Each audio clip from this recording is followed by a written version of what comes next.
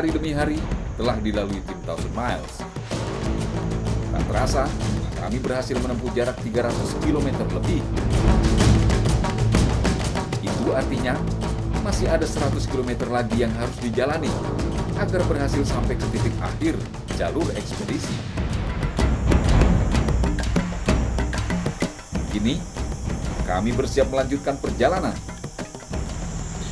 Kemarin kita dapat progres lumayan bagus, 4 km. Kondisinya ekstrim, tapi kita naik ke jalannya keras, nggak masalah. Cuma akar pohon banyak sekali, banyak akar rotan. Akar rotan itu mobil ditahan, nggak bisa. Jadi kita mesti tebas, karena jalan ini hampir 20 tahun tidak ada yang lewat di sini. Kecuali mungkin penduduk jalan kaki, namanya kendaraan nggak ada sama sekali.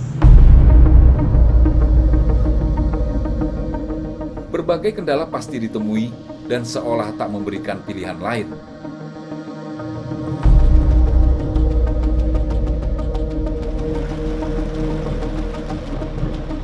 Cuaca berubah begitu cepat.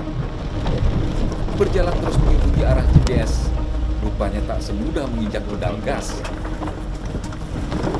Tak jarang, kondisi seperti ini membuat kami harus menunggu sampai suasana kembali kondusif.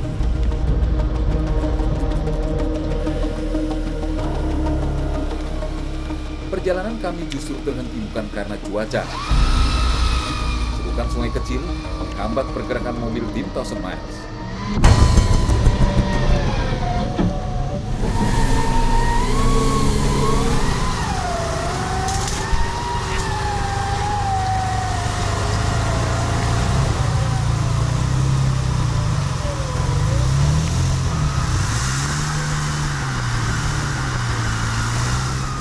Semakin hari, pembukaan jalur ekspedisi Meratus terasa semakin berat.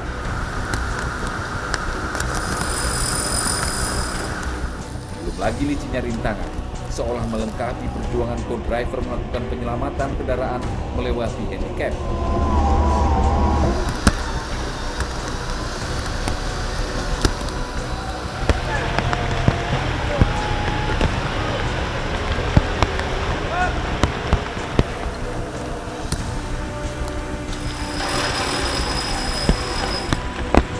Mengemban tugas sebagai pembuka jalur, tim Thousand Miles harus merasakan sendiri tingkat kesulitan rintangan yang ditemui.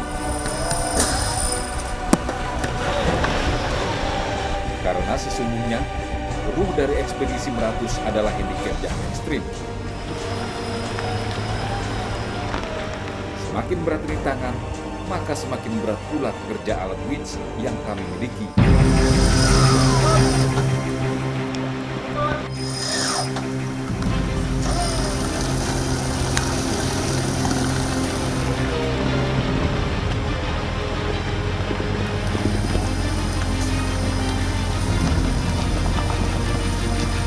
Kita akan menuju ke sana, akan ketemu nanti. Tak melulu jalur ekstrim yang kami temukan. Adanya handicap ringan menjadi penyeimbang irama off-road.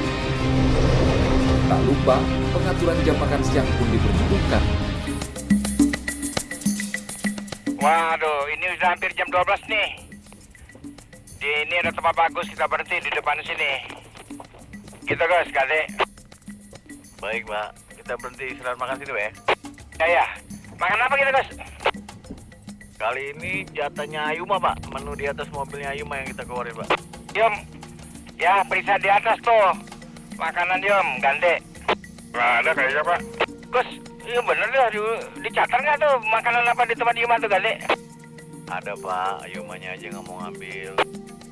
Ya, nggak bisa gitu dong. Giliran lalover belakang tuh. Nyediain makanan. Aceh, gak ada masalah. Tahu aja lagi masih ada. Iya dong, orang dicatat kok. Udah, ayo cepet tuh, naik ke atas tuh. Oke, Pak. Setelah menemukan tempat yang enak untuk memasak, kami pun segera memilih makanan.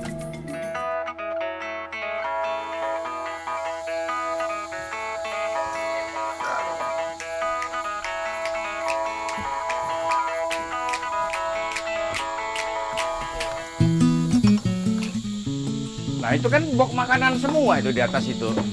Ya, Pak. Mau apa? Kornet? Nggak bawa, kemarin udah kornet. Mau makarel nggak? Makanan sudah juga. Udah. Ayo dong. Sup merah, sup merah. Sup merah. Ngapain siang hari makan sup? Ini adanya Oke. ini. Jadi udah, cuma sini, itu sini. aja makanannya. Ya, Nggak ada yang lain. nggak ada. Ya udah nggak mau. Aku mau makan Ya sendiri udah, aja. Dibilang cuma segini. Ada. Aku punya makanan simpanan sendiri. Asik. Semua makanan yang dimiliki Yuma tak satu pun menarik selera Pak Jadi nggak jadi Samsir. nih ya.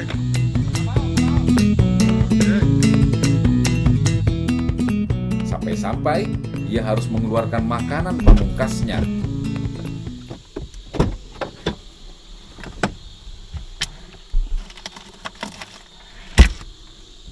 Hah, masih ada simpanan rendang. Mantap. Mana makanannya? Ini ngapain makan makanan kaleng? Ini namanya rendang. Simpanan khusus. Boleh juga. Ini enak banget. Apalagi di hutan. Enak banget. Sepertinya Pak Samsir tak pernah bisa berdamai dengan Yuma. Ini untuk hari-hari. Bahkan sampai menu makanan siang pun masih saja berdebar. Namun hal seperti inilah yang justru lebih mendekatkan tim dalam Gue kalau perjalanan udah ini. matang, kita gue ya.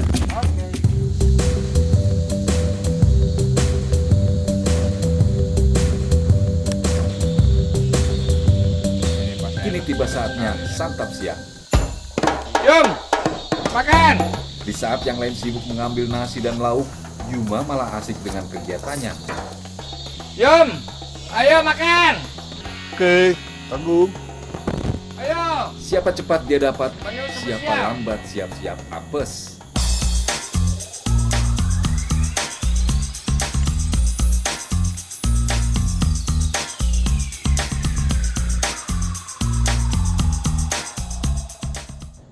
Itu pula lah yang dialami Yuma. Ngapa deh? Kok cuman bumbunya aja nih? Waduh, Emang kenapa? ini Itu kan bubur rendang. kok kebagiannya ini doang? Sama Yum, rasanya kan itu kan rasa rendang juga. Waduh, Sama, enak juga. ya boleh buat deh. Makanya kalau dipanggil itu cepet datang. Tanggung, Mbak. Nah sekarang kan tinggal bumbunya doang. Ya apa boleh buat lah. Enak Yum soalnya. Apalagi dagingnya enak banget loh. Dagingnya nggak ada disisain dikit juga. Santap siang dengan kuah rendang membuat Yuma ogah-ogahan. Yum, ayo survei jalan. Ini nggak kelihatan jalannya, cari jalan baru. Enggak, Pak. Bapak aja dah. Ayo. Lemes. Bumbu doang makannya tadi. Bapak aja dah. Ikut ya. Oke.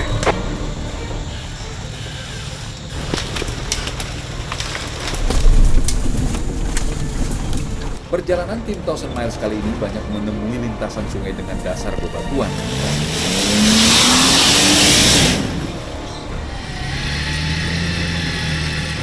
Menjadi keuntungan tersendiri bagi kami.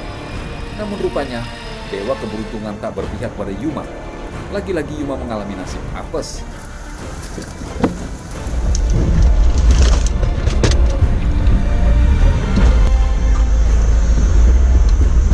Bengkok. Ini gua roda. Kendaraan Yuma mengalami kerusakan akibat beratnya medan lintasan.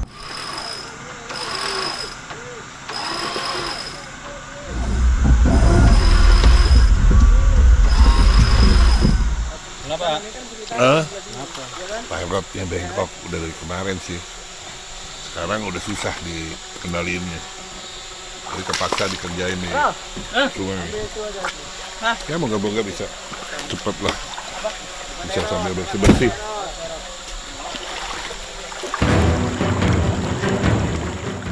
Yuma tetap menjadi Yuma. Sifat rajin dan konyol yang ia miliki terkadang muncul di saat yang tak terduga. Nah, saya pakai buat ini nih.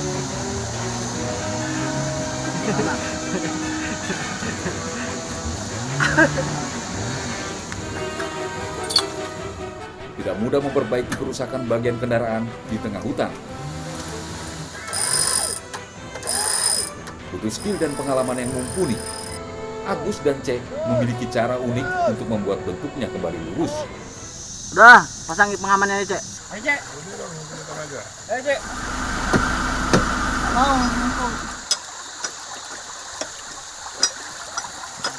Gila, akhirnya berhasil juga gila. Gue udah tegang aja. Soalnya si serep ini beda panjangnya. Gue pikir gimana cara ngakalinnya. Akhirnya bisa juga diakalin, dibantu sama Agus di winch ke pohon. Tapi oke lah, gue bisa nerusin jalan lagi sekarang. Gugusan pegunungan Meratus rupanya menyimpan sejuta misteri. Kami memutuskan untuk berhenti sejenak, mengecek badan jalan yang terputus akibat rapatnya jalur. Kalau kita tarik garis lurus, itu ada 1 kilometer ada jalan logging lama di sana. Nah, kita akan cari itu. Kalau ke depan itu masih lebih kurang 4 kilo lagi. Untuk jalan kaki sudah tidak mungkin. Saya lagi nunggu chopper, mau lihat dari atas kondisi hutannya bagaimana sebelum kita potong kopas ke sana.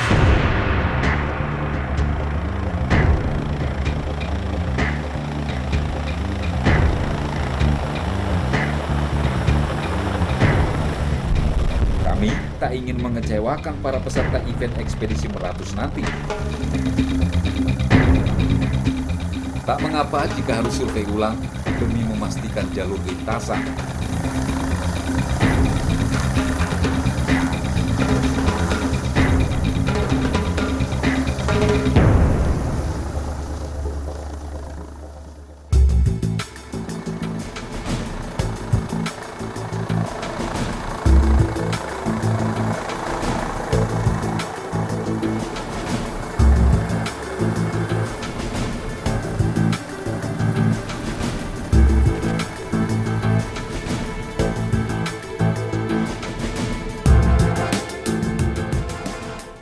Tadi pagi saya lihat pakai helikopter dari atas 400 meter di sebelah itu ketemu jalur yang kita cari.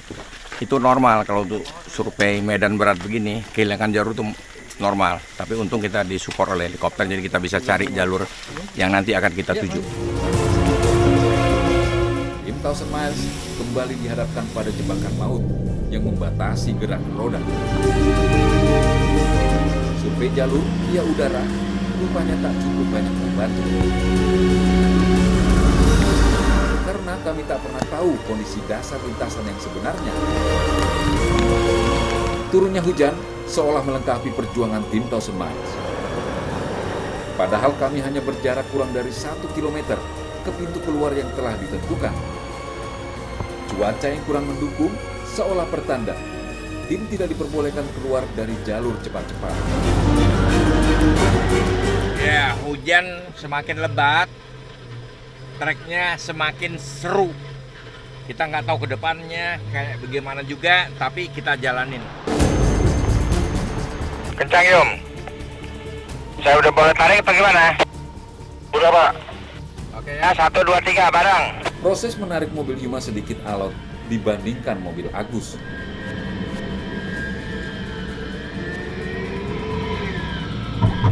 Sempat terpikir oleh Pak Samsir untuk meninggalkan Yuma.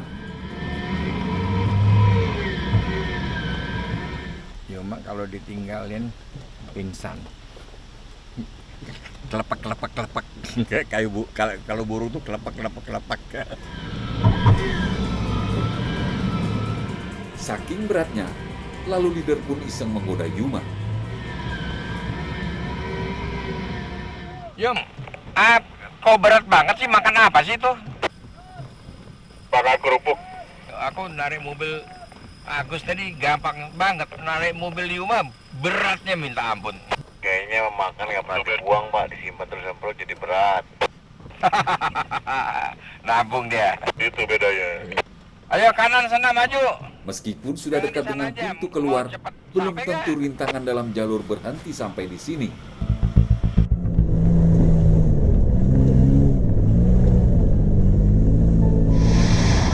Jalan berlumpur sebenarnya menjadi favorit kami.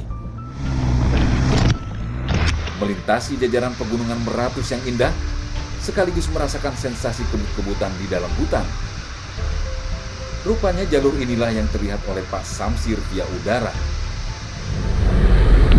Ditetapkan sebagai pintu keluar ekspedisi karena dirasa mampu menghibur peserta dan mengusir kepenatan setelah berjibaku dengan handicap selama berhari-hari. Akhirnya, tim melanjutkan perjalanan menuju Desa Beratus. Dusun Beratus, Desa Ujung Batu, merupakan desa kecil di Kecamatan Pelaihari, Kabupaten Tanah Laut. Mayoritas penduduknya adalah suku Banjar yang bermata pencarian sebagai petani dan peladang. Hidup di pedalaman membuat mereka selalu memupuk rasa solidaritas, berkumpul seperti keluarga. Ini namanya pisang goreng. Berbincang dengan warga desa selalu menjadi kesan tersendiri bagi Pak Samsir dan Yuma. Kita di sini mau bikin jamban. Di sini ada 10 rumah, ada 13 kakak. Mereka belum punya jamban.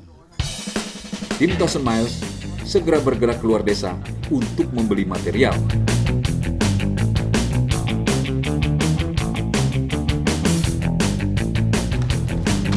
Berbeda dengan rencana pembuatan fasilitas umum di desa terdahulu.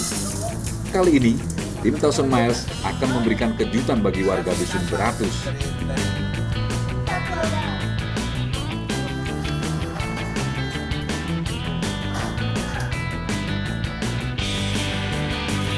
Pintu plastik berbahan fiber pun dipilih, seolah melengkapi rencana tujuan tim membuat fasilitas umum. Cat tadi warna biru muda ya, Bu ya? Iya. Siap, Pak. Wah, siap diperintah. Aneh-aneh aja. Lumayan ini bisa buat air, bisa buat tahan kepala.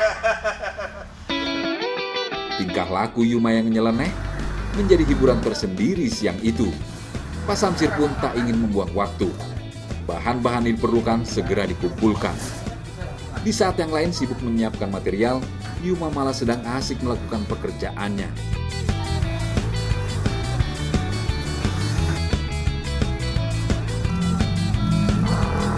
Kemudian, Pak Samsir dan Yuma memeriksa kecocokan sambungan pipa, mencari ukuran yang pas agar tidak ada kebocoran. Batako yang digunakan sebagai pondasi lantai rupanya menjadi perhatian Pak Samsir. Batakonya agak beda sama di Jawa. Kalau di Jawa itu putih, di sini agak merah. Bilangnya pasirnya pasir kuning. Dan masih agak lembut nih, belum kering bener 60%, 70%. Karena di sini udah sebulan hujan terus. Jadi matahari kadang-kadang nongol, kadang-kadang enggak. Truk pembawa pasir pun sudah datang. Material pelengkap sudah dipindahkan. Penyusunannya harus diatur agar tidak rusak sampai ke desa tujuan.